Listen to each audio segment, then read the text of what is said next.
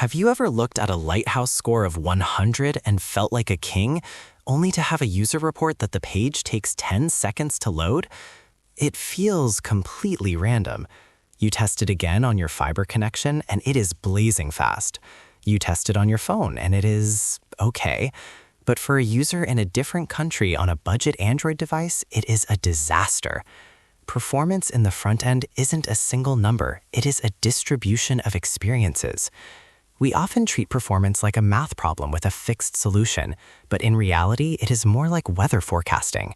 There are hundreds of moving parts, and many of them are completely out of your control. In this video, we are going to peel back the layers of the randomness and look at the technical reasons why the web feels different for everyone. Let's dive into the chaos of the front end. One of the primary architects of this unpredictability is network jitter. Think of it as the variation in how long it takes for individual data packets to reach their destination. In a perfect world, these packets arrive in a steady, rhythmic stream, like clockwork.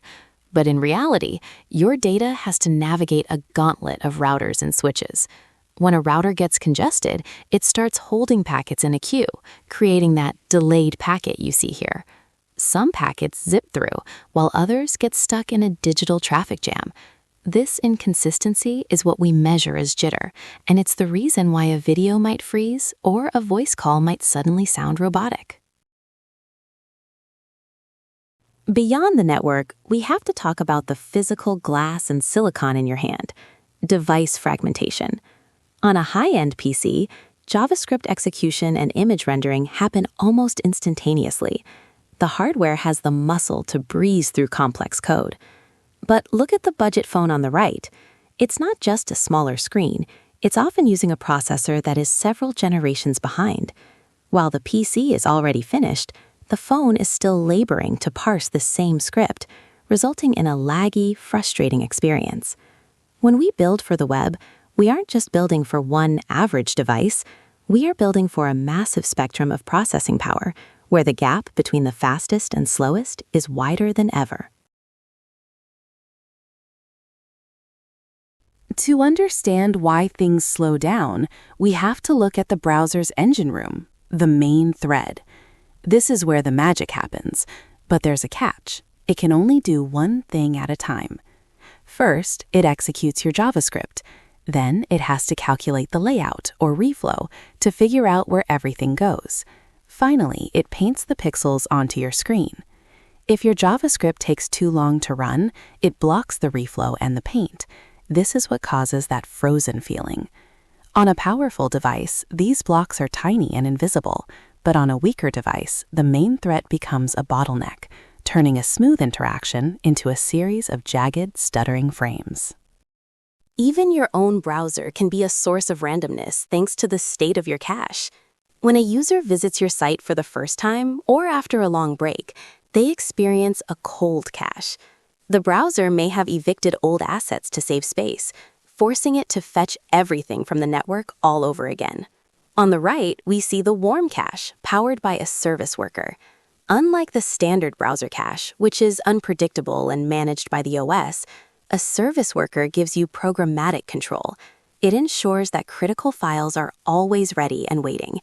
This transition from a cold start to a warm, predictable experience is often the difference between a user staying on your page or bouncing in frustration. Even if your own code is lean and optimized, you are often at the mercy of third-party chaos.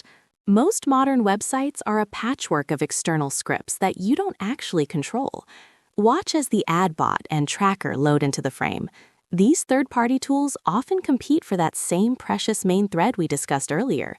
Then a chat widget pops up, adding its own heavy weight to the page load.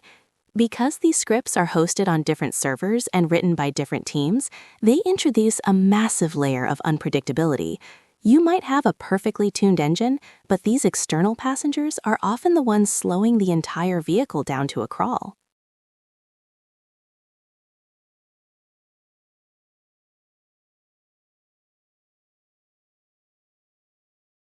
Have you ever been about to click a link, only for the page to jump and cause you to click an ad instead? This is cumulative layout shift, or CLS. It happens when visual elements move around while the page is still loading.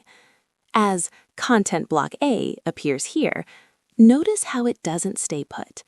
This often happens because the browser doesn't know how much space to reserve for an image or a slow-loading banner. For the user, it's like trying to read a book while someone is constantly moving the pages. It's not just annoying, it's a sign of a technical instability that makes the web feel broken. Solving this requires setting explicit dimensions, ensuring that your layout remains solid from the first frame to the last. So, how do we make sense of all this chaos?